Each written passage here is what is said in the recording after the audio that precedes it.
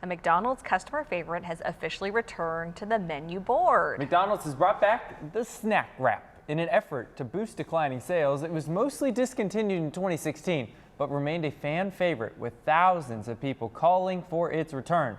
The relaunched version features the McDonald's new crispy chicken strips, lettuce, and cheese on a tortilla with ranch dressing or spicy pepper sauce. The snack wrap goes for $3 buckaroos, $3 there, and is now a permanent menu item. Are you excited for that? Are you a big McDonald's girl or no?